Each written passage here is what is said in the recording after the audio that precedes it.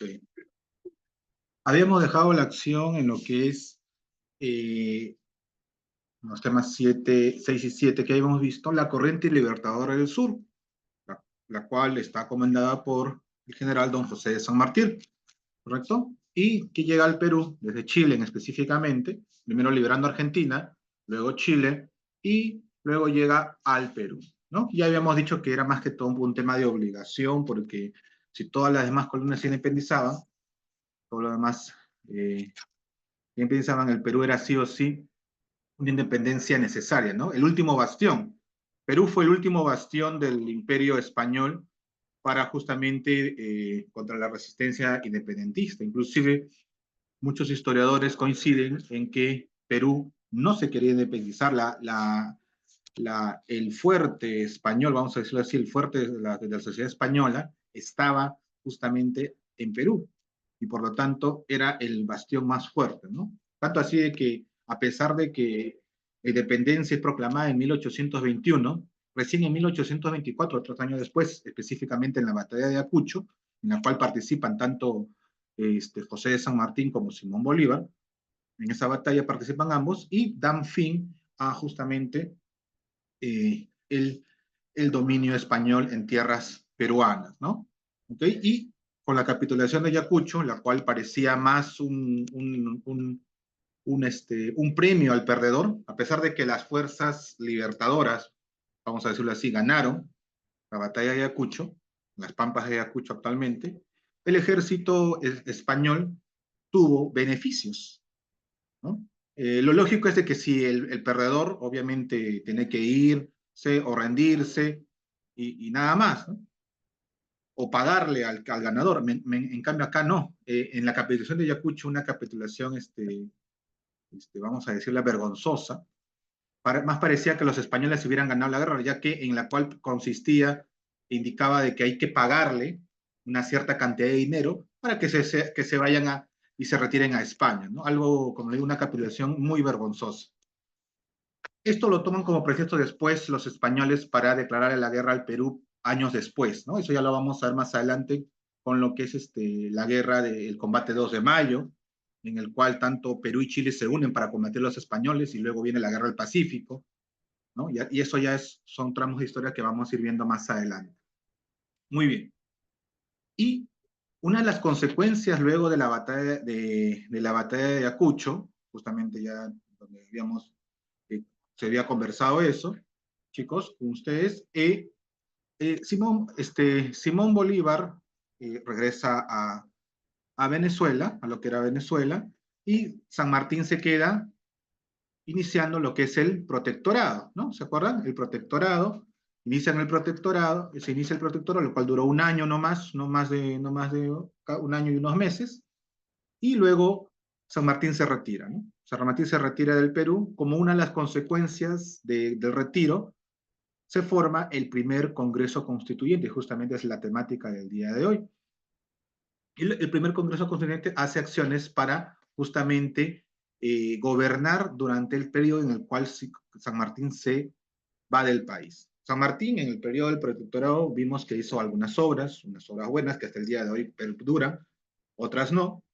Por ejemplo, la Marina de Guerra del Perú se funda en el protectorado y es justamente la actual Marina de Guerra del Perú que nosotros tenemos hasta el día de hoy, es la Marina de Guerra del Perú, pionera en lo que es, con el CIMA Perú actualmente, en lo que es elaboración de submarinos, de buques, y ello, ¿no? Una anécdota, ya lo vamos a hacer en la Guerra del Pacífico, la Marina de Guerra estaba haciendo un submarino, con lo cual íbamos a ganar la guerra para la Guerra del Pacífico, pero cuando se terminó de ejecutar o de hacer, ya la guerra había terminado, ¿no? Llegó muy tarde la reacción peruana, ¿no? ¿Sí? Bueno, y esa es otra historia. Entonces, el primer Congreso Constituyente se forma a partir de la salida justamente de San Martín, ¿no? Previos antes a ello, ¿no? San Martín justamente convoca a elecciones para justamente formar este Congreso, primer Congreso Constituyente, el cual gobierna cuando San Martín huye, o perdón, se va del país, ¿no? Este congreso con las elecciones convocadas por San Martín en el 27 de septiembre de 1822 es el primer Congreso Constituyente peruano.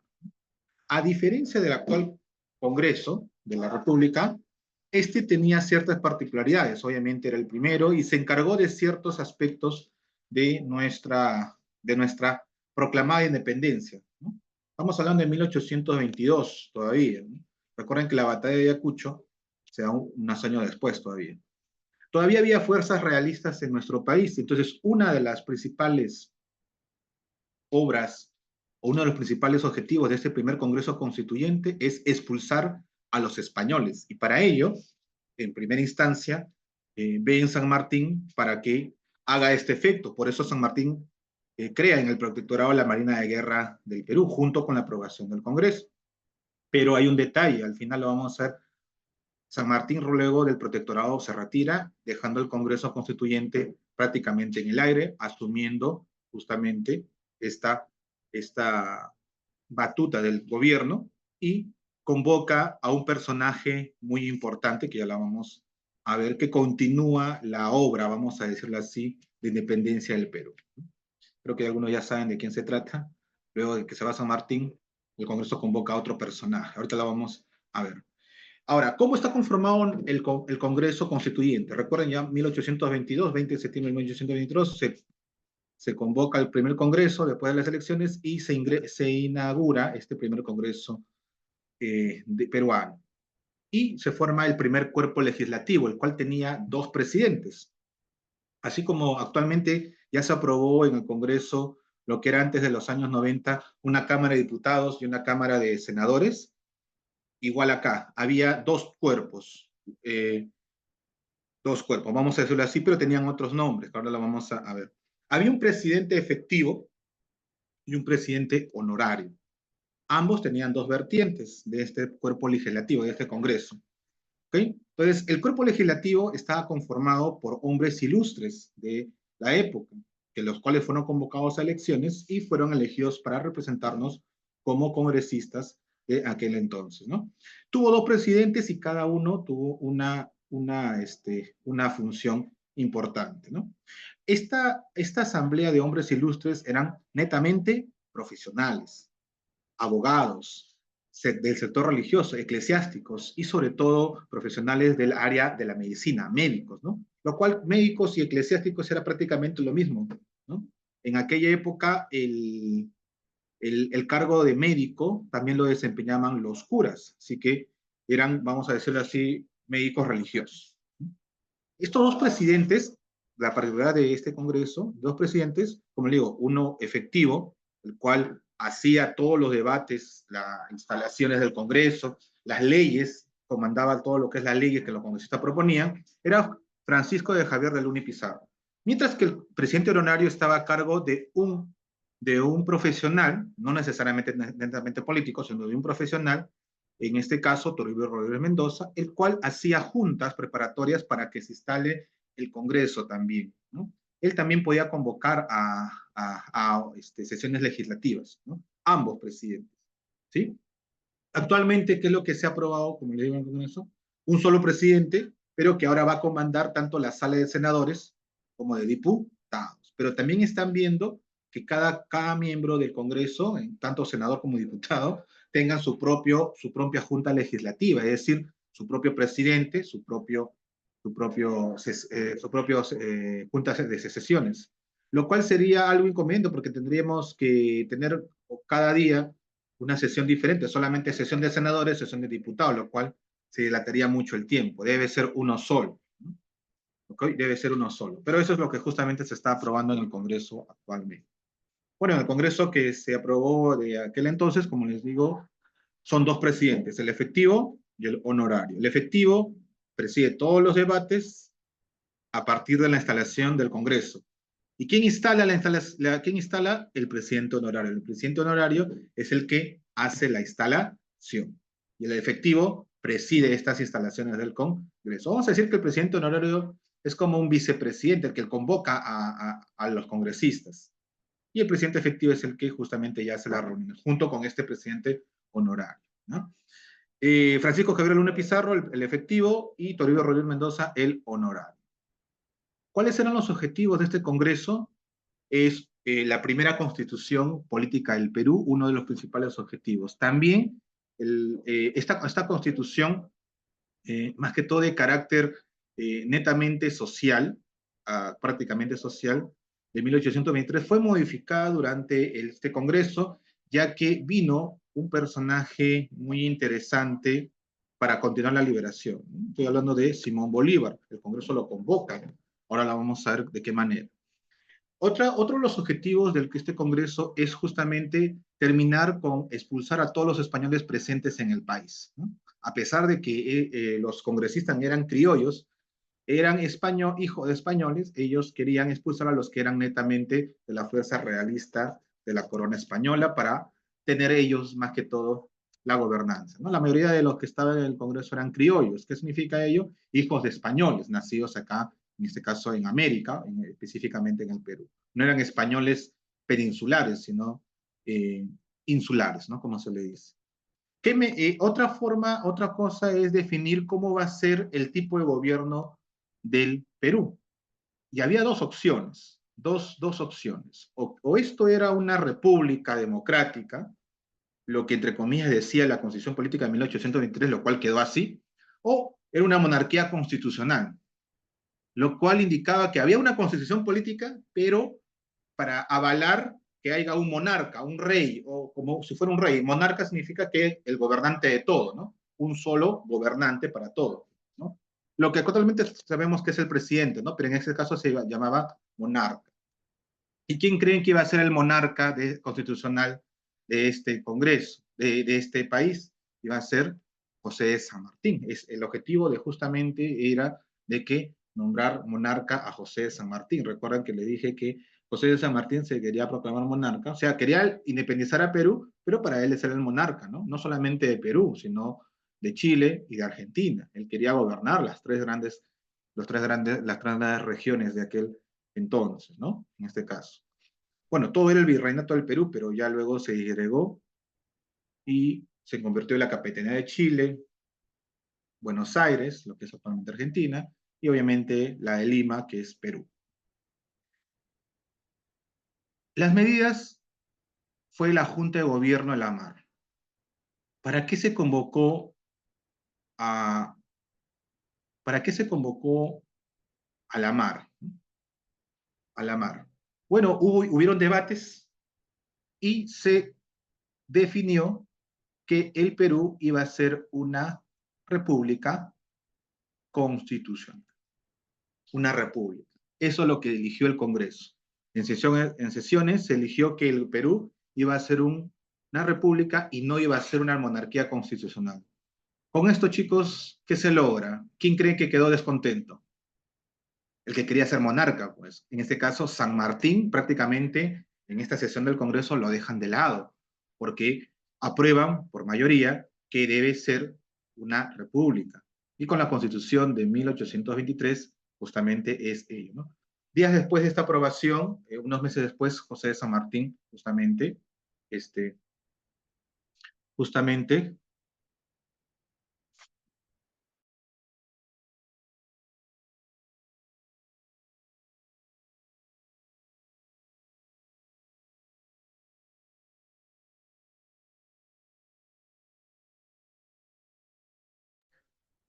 ya, entonces, ¿quién quedó descontento, chicos? Obviamente, José de San Martín queda descontento con esta decisión del Congreso.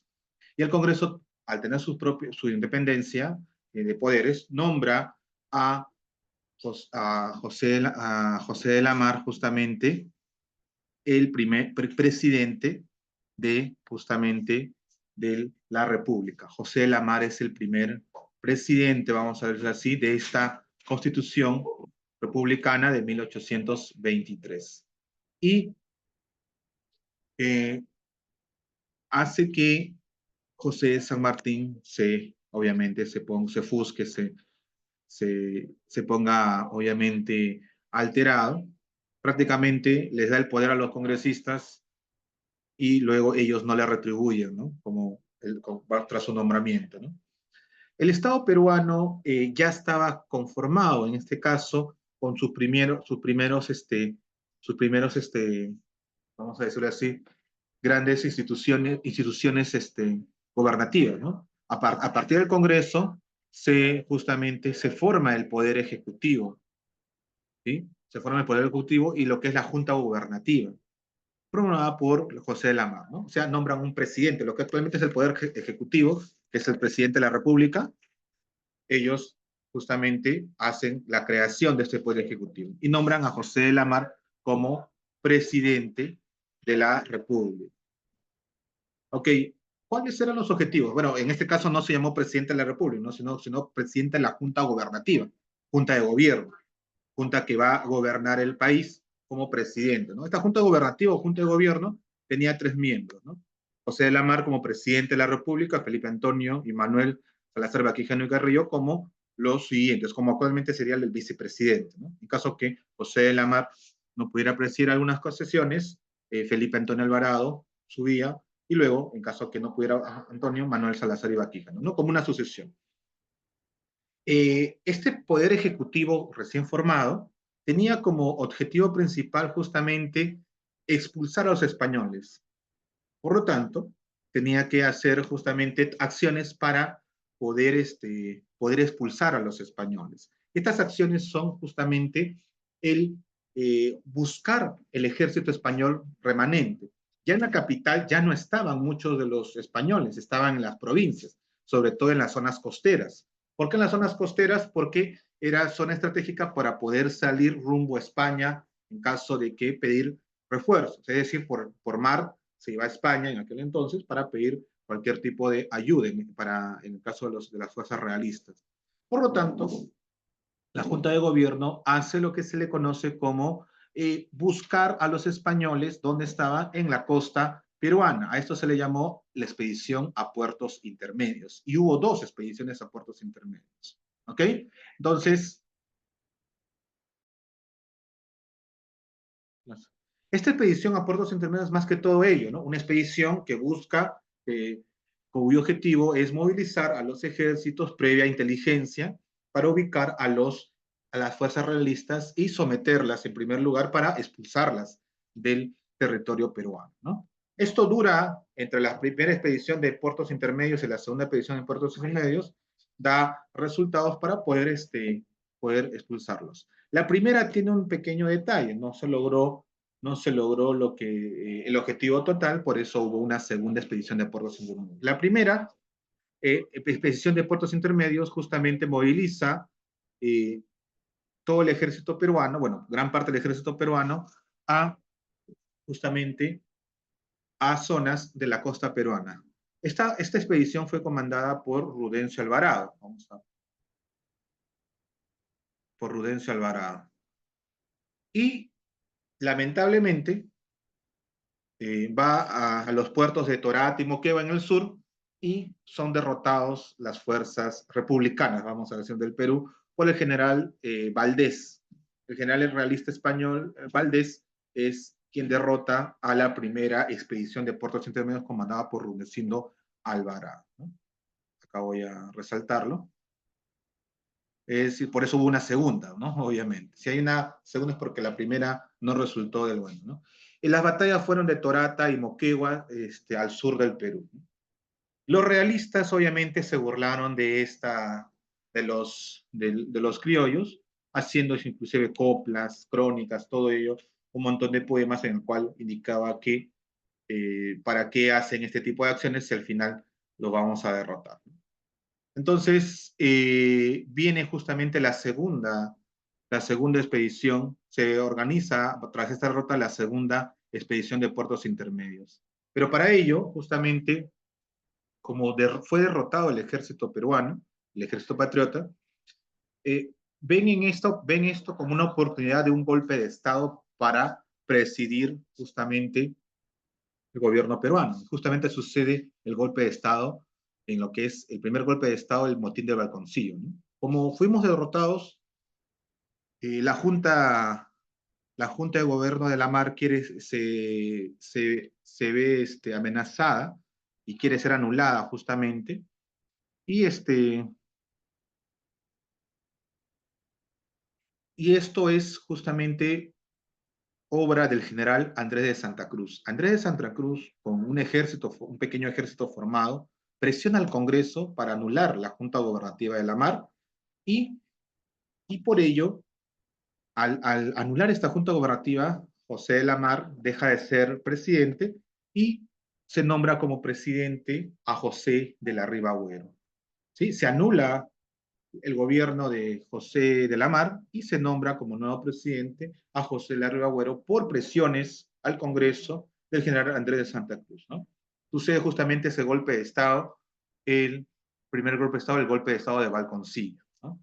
José de la Riva Agüero justamente se le considera recién el primer presidente del Perú, ya que José de la Mar es nombrado presidente para la Junta Gobernativa, ¿no? A ver, y aquí a veces hay una confusión cuando se pregunta, ¿no? ¿Quién fue el primer presidente del Perú? En algunos libros de historia indica José de la Riva Agüero y en otros dice José de la Mar. ¿Cuál es lo correcto? Teóricamente, el título de presidente de presidente de la República, recién se le otorga a José de la Riva Agüero. En cambio, a José de la Mar se le nombra presidente de la Junta Gubernativa, no se le nombra como presidente de la República. Entonces, bajo el parámetro teórico conceptual, el primer presidente de la República sí es José de la Riva Agüero, pero el primer gobernante, nombrado por el Congreso, es José de la Mar, porque él es el presidente de la Junta Gobernativa. Pero duró muy poco porque hizo la primera, justamente hace ver la Junta, la primera expedición de puertos intermedios, la cual falla, y por eso sucede el golpe de Estado. ¿Okay? Entonces, oficialmente, José Larrea Agüero recién es nombrado presidente de la República, a diferencia de José Lamar, que es presidente de la Junta Gobernativa. Si bien obviamente que es del gobierno, bueno, es el presidente del gobierno, vamos a decirlo así, pero no es nombrado presidente de la República. Muy bien.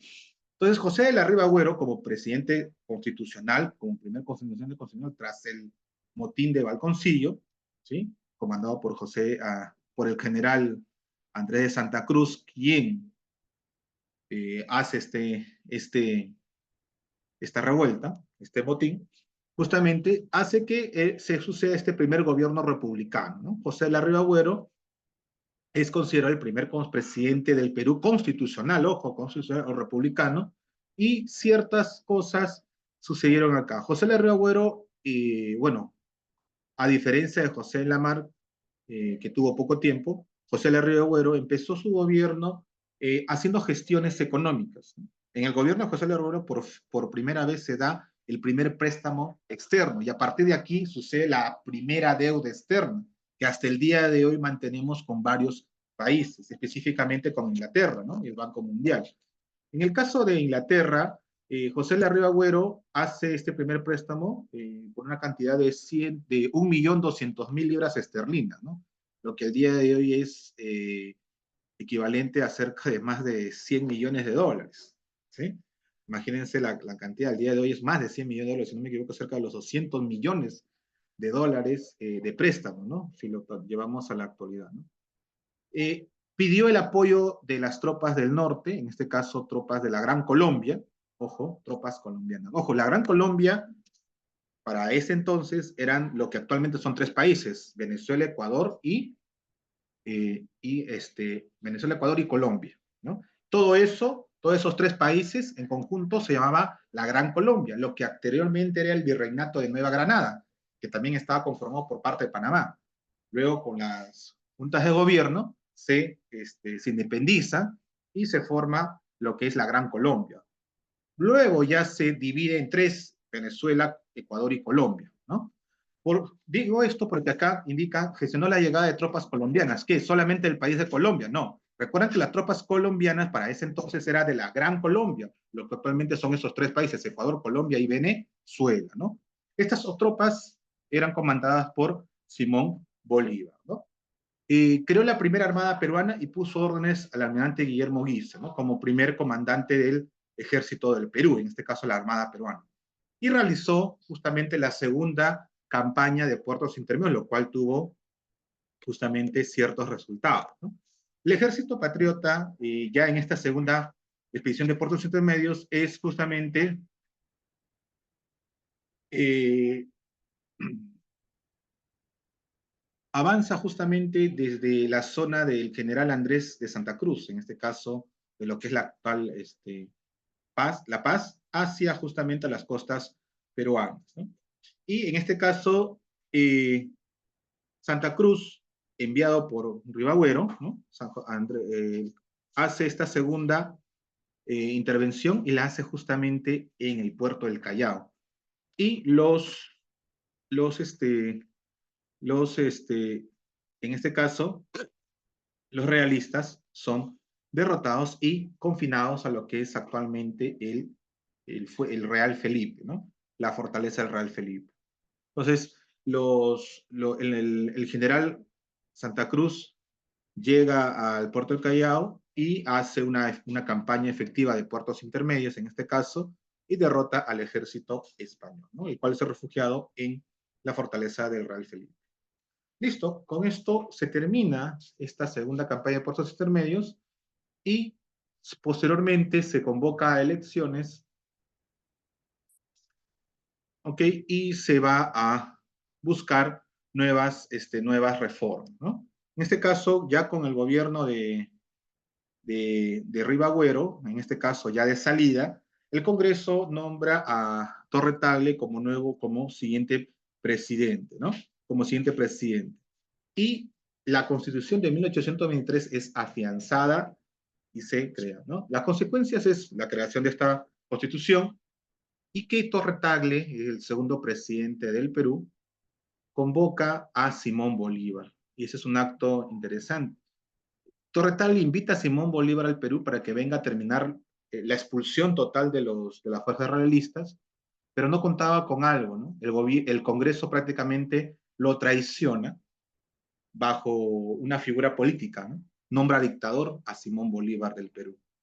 El título de dictador le da justamente, justamente facultades para gobernar el Perú sin tener necesidad de algunas aprobaciones del Congreso, ¿no? Por eso el título de dictador, él dictaba hacía todos los dictámenes, ¿no? Actualmente el tema de dictador es obviamente algo opresor, algo muy, muy malo, vamos a decirlo así, pero el Congreso nombra dictador, así el título entre comillas lo indico, a Simón Bolívar, tras la convocatoria de Torre Tagle a que termine de expulsar a los españoles de territorio peruano. Entonces el Congreso lo nombra dictador como le dio a Simón Bolívar y Torre Tagle termina su gobierno efímero, justamente un año nomás duró prácticamente, y comienza el gobierno de Simón Bolívar bajo el tema de dictador del Perú. Eso ya lo vamos a ver en el siguiente capítulo, ¿no?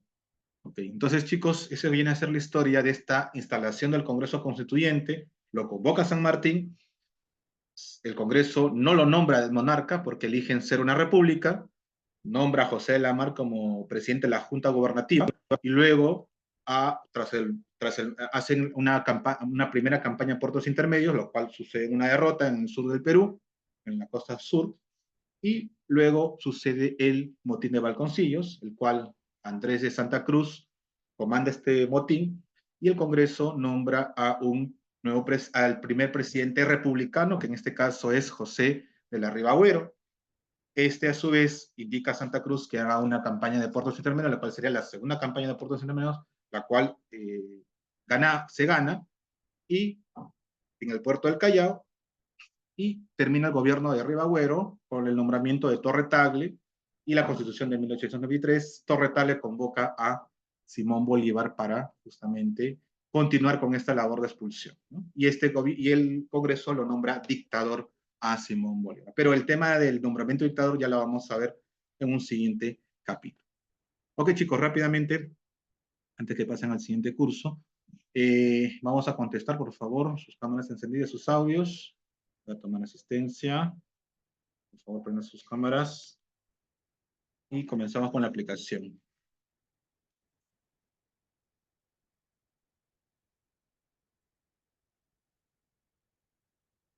Prendan sus cámaras, por favor.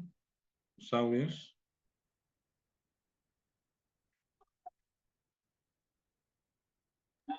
La primera es la de profesor.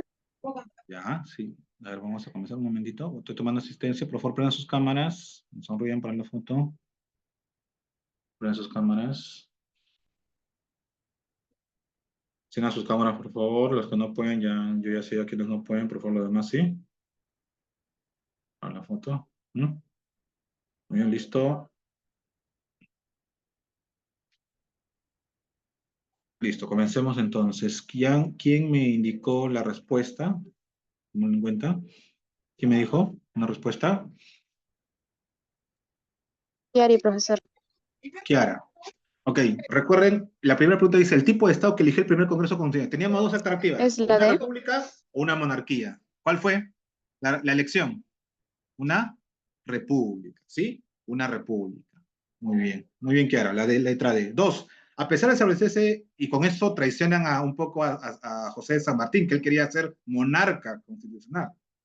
A pesar de establecerse el primer Congreso, aún existía en el país una labor pendiente que era. ¿Cuál era la labor pendiente en el Perú cuando se nombra el primer Congreso? Invitar a Derrotar a los realistas. derrotar a los realistas. Ese era y también es un objetivo del Congreso. ¿Por qué se formó este objetivo? Porque era lo que estaba pendiente, ¿no? ¿Sí? Ahora, ¿qué tal si no estuviera esto? También otra cosa que podría ser dicho en este caso como respuesta, podría haber dicho la formación de una nueva constitución, de una primera constitución. También podría haber sido una respuesta, en caso que no estuviera la de derrotar a los realistas. Más que todo que derrotar es expulsarlos. Pero obviamente el tema de derrotar es por defecto la expulsión, ¿no? ¿Por quién fue convocado el primer Congreso Constituyente? ¿Quién lo convoca para que se forme? ¿Quién lo convoca? Y luego lo traicionan. ¿Quién convoca a elecciones para que se forme este primer Congreso Constituyente? José de San San Martín. Martín, claro, José de San Martín. José de San Martín convoca elecciones después de la proclamación de la independencia y se forma el primer Congreso Constituyente. Y obviamente que si él lo forma, él esperaba que le retribuyeran el nuevo poder que ellos tienen, ¿no? Sí, ahorita vas a ganar un sueldo, todo. Yo voy a formar el primer congreso para que ustedes ganen un sueldo, todo ello. Y obviamente que está por demás, es tácito que ustedes me tienen que retribuir cuando nombren su primer presidente. En este caso seré yo, ¿no? San Martín, con su monarquía, ¿no? Pero no fue así, ¿no? El Congreso no elige la monarquía constitucional, él elige la república. Y eso amarga a San Martín, ¿no? Luego se va, ¿no? ¿Sí? En realidad, el gobierno de San Martín no es como presidente, es como protector. Él recibe el nombre protector de la independencia, pero no fue nombrado por el Congreso. Primero, ¿por qué? Porque él forma el primer Congreso y este Congreso debió nombrarlo a él como presidente o como monarca, pero no. Indica que debe hacer una república y José de San Martín se va del país, ¿no? 4. El principal objetivo del primer Congreso fue, hay varios objetivos. Expulsar a Bolívar, no, porque todavía no llegaba. Independizarse de Chile, no, porque ya estaba independizado. Elegir la forma de gobierno del Perú, puede ser. Elaborar letras del himno nacional, dar las leyes de vientres, no, es elegir la forma de gobierno. Lo primero que hizo es, ¿qué gobierno queremos ser? ¿Republicano o monárquico? En este caso se eligió república. 5. La mayoría de integrantes del primer Congreso peruano eran de tendencia, la mayoría, ¿de qué Liberal tendencia? republicana. Claro, lógico, ¿no? Si eligieron por ser republicanos, es porque la mayoría pensaba de esa forma. En este caso, no monarquista, no, si no hubiera ganado la monarquía, ¿no? Liberal republicana, sobre todo los ilustres del país, ¿no? Sobre todo los profesionales, eran los que eligieron este tipo de gobierno, liberal republicano. 6. El presidente efectivo del primer Congreso fue efectivo, ojo, había dos tipos, el efectivo y vamos a decir, el honorario. ¿Quién fue el efectivo? Luna Pizarro. Luna Pizarro. Y el de repuesto, como si el honorario era Rodríguez de Mendoza. Lo que actualmente es el vicepresidente, porque el presidente hace una convocatoria, pero el vicepresidente es el que hace la convocatoria oficialmente, ¿no? Y el presidente la preside. 7, por eso se llama presidente, preside o comanda, ¿no? Por eso el término presidente, que él preside esta reunión, ¿no? Y la convoca el presidente honorario, y la preside el presidente efectivo. 7, el Congreso delegó el Poder Ejecutivo en manos de, ¿a quién lo nombran por primera vez? La primera Junta de Gobierno, en este caso. ¿Qué es lo que hace lo primero?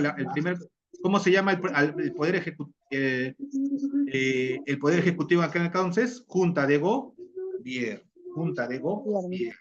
¿Sí? De ahí nace el primer presidente de la Junta de Gobierno, que es José de la Mar, que no es el primer presidente de la República, porque si bien habían indicado que seamos una república, todavía no estaba establecido como tal el término república. Valdés. Dijeron Junta de Gobierno. 8. La primera campaña de puertos intermedios fue ¿quién nos derrota? ¿Quién derrota a las fuerzas? Valdés. Valdés derrota a los criollos, ¿no? A los patriotas. 9. Para enfrentar a los realistas, muy bien, Kiara, para enfrentar a los realistas se planificó el inicio de, para enfrentar a los realistas, las campañas de puertos intermedios, ¿no? Una primera campaña de los puertos intermedios. Exactamente. Una segunda campaña de puertos intermedios, eso es después. Una primera campaña de puertos intermedios, ¿no? 10. Presidente de la primera junta gubernativa. ¿Quién es? José de la Mar. De la Mar. Muy bien, listo. Ok, chicos, ya para que pasen al segundo curso, antes de que pasen, la actividad de extensión son 4 preguntas muy directas, ¿no? ¿Quién fue el presidente? Todo ello. Y un mapa conceptual, el cual resumen justamente lo que he dicho, ¿no? Todas las respuestas les he dado, vuelvan a ver el video, cuando vean el video, todo, quién hizo, quién fue la primera junta gobernativa, todo ello. Y ahí está justamente una ayuda para ello, ¿no? Las funciones que ejerció cada uno de estos personajes y una lectura acerca de la juramentación de este primer Congreso Constituyente. Investiguen también, acá hay una anécdota de este Congreso actual, ¿no? Esto de acá, busquen algo vergonzoso, ¿no? Del congresista Urtecho, ¿no? El famoso Comepollo, famoso Comepollo. Ya van y investiguen ya por qué se le llama el famoso Comepollo. Y también hay otros congresistas que hicieron otro tipo de labores vergonzosas, ¿no? Como el robaluz, el lavapiés, el planchacamisas, etcétera, etcétera, etcétera, ¿no? Listo, chicos. Ok. Hasta el día jueves lo pueden entregar, pero de preferencia el día de hoy. Bueno, chicos, yo les mando el video y la solución. Listo, chicos, cuídense, ingresen al otro curso. No hubo. HP no hubo. Yo estoy recuperando por eso mismo. HP no hubo. Pongo todas. Estamos regularizando todo el día de hoy. ¿Sí? Le voy a mandar el video.